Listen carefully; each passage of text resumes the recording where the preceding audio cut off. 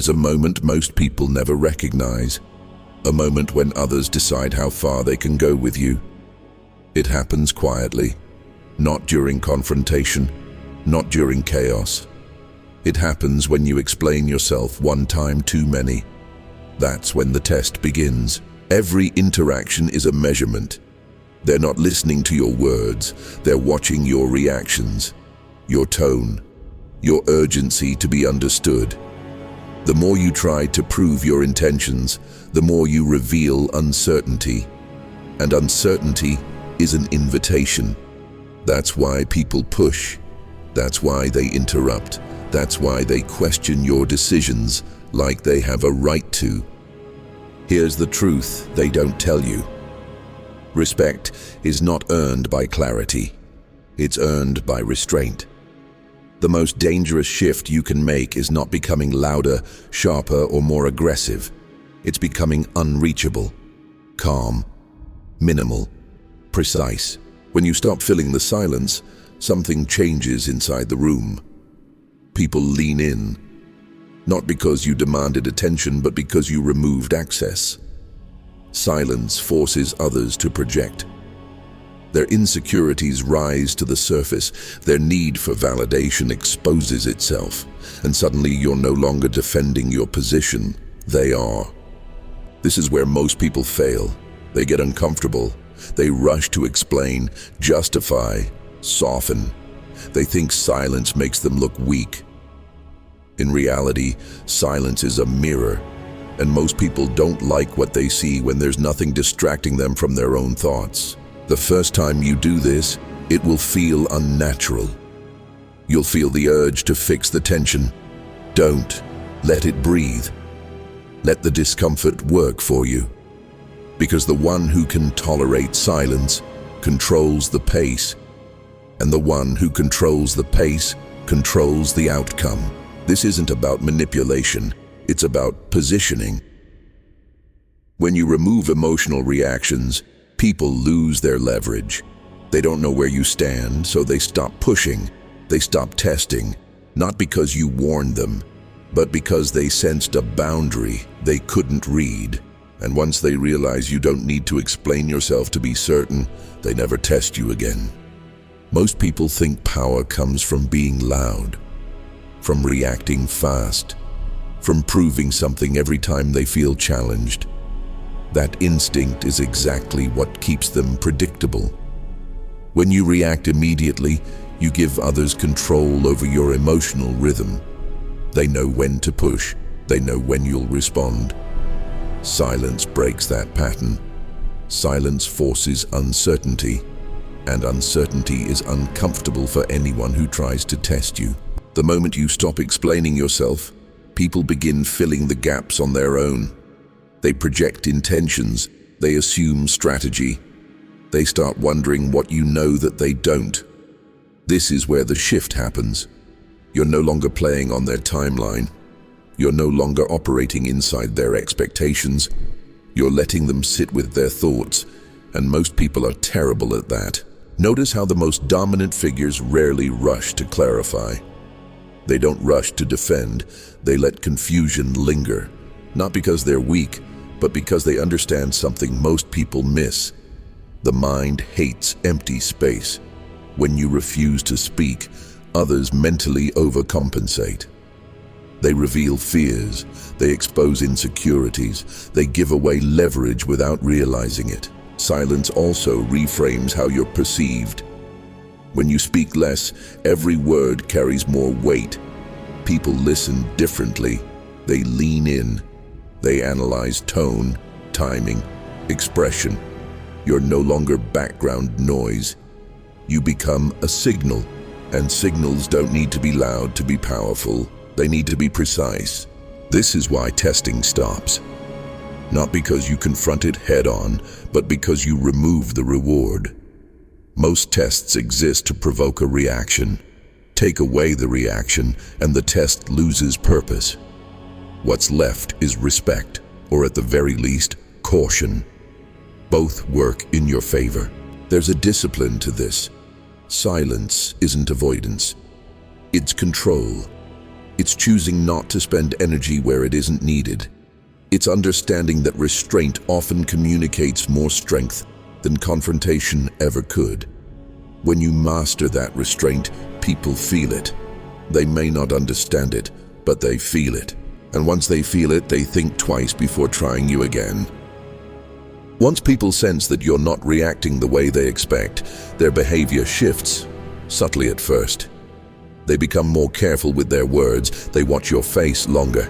They hesitate before pushing again. This hesitation is not respect born from fear. It's respect born from uncertainty. And uncertainty is far more powerful. Most social dynamics are driven by feedback loops. Someone says something, you respond, they adjust. When you break that loop, you step outside the game entirely. You're no longer a piece being moved. You're the space the game is played in. That's what silence does when it's intentional. There's another layer people rarely talk about. Silence forces others to reveal themselves. When you don't immediately react, they often keep talking. They explain too much. They justify. They contradict themselves. In those moments, you learn far more about them than they ever learn about you. Information flows one way. That asymmetry is power. Think about how often people talk themselves into weaker positions.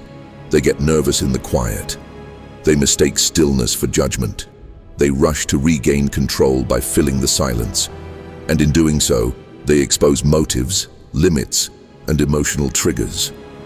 You're not manipulating them. You're simply allowing the truth to surface. This is why calm presence unsettles aggressive personalities. They rely on friction, on emotional spikes. When you deny them that energy, they feel disarmed, not attacked. Disarmed. They can't locate you. They can't read your next move. And when someone can't read you, they can't control you. Over time, this changes how people approach you. They stop testing boundaries impulsively. They become more deliberate, more respectful.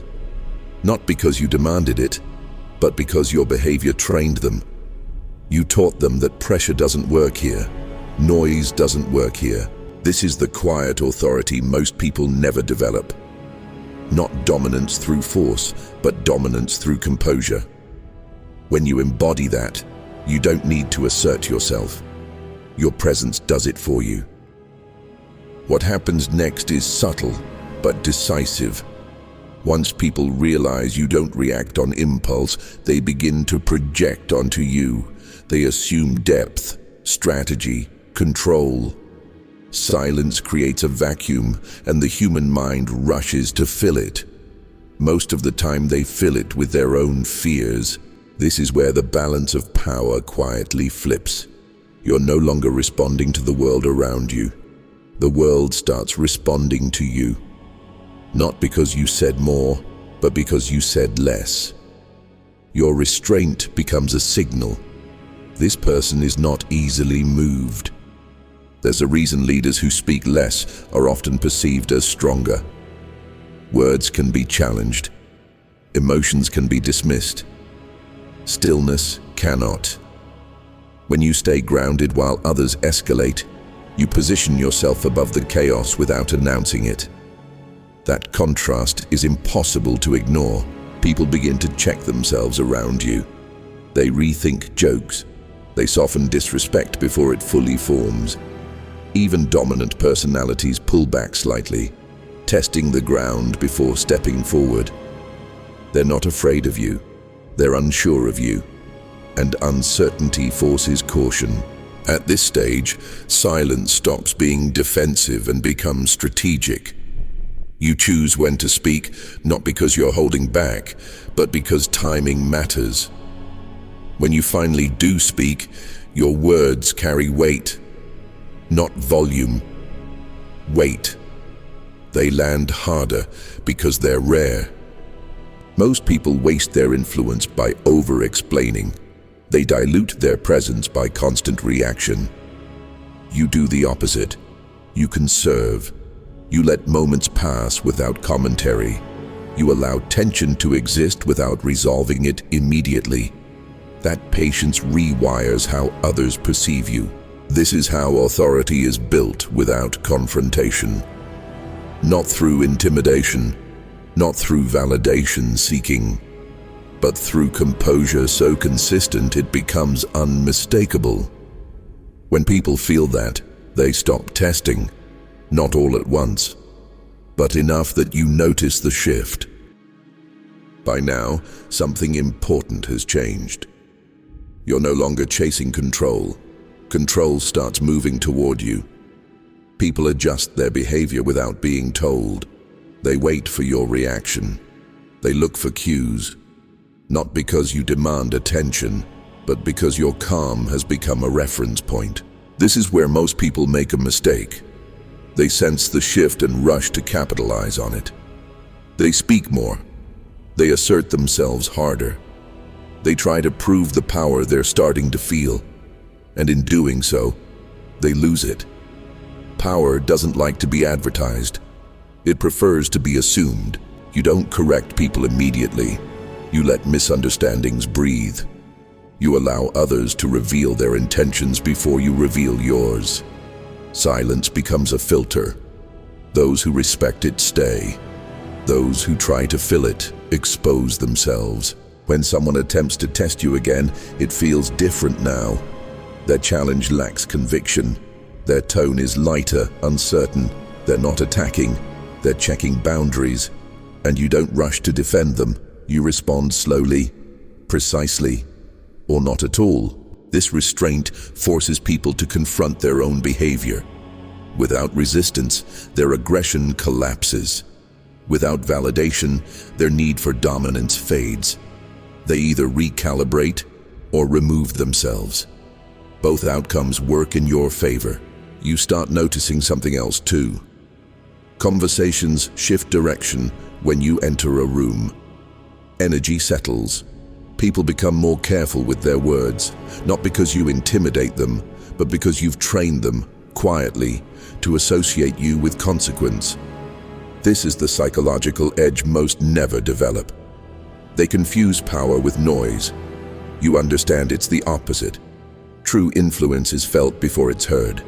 It's the pause that makes others lean in, the stillness that forces them to think twice. At this point, you're no longer reacting to tests. You're preventing them, not through force, through presence. Eventually, something locks into place. You stop thinking about strategy. You stop monitoring reactions. The silence becomes natural, effortless.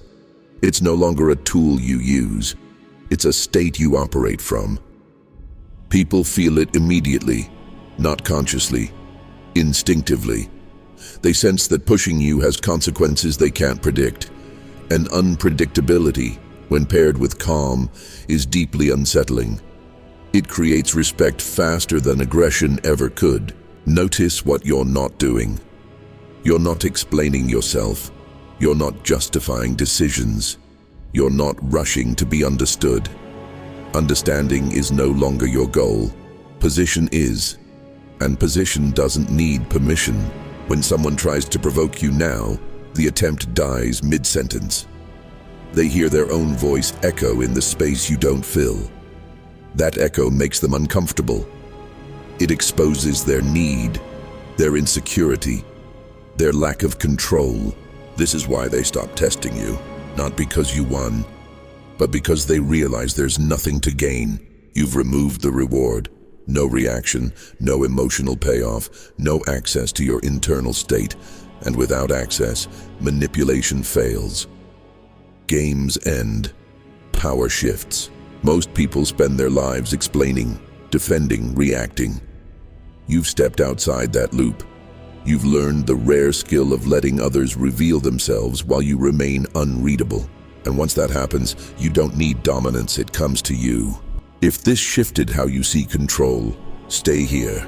Like the video, leave a comment with what stood out, and subscribe. Not for motivation, but for mastery.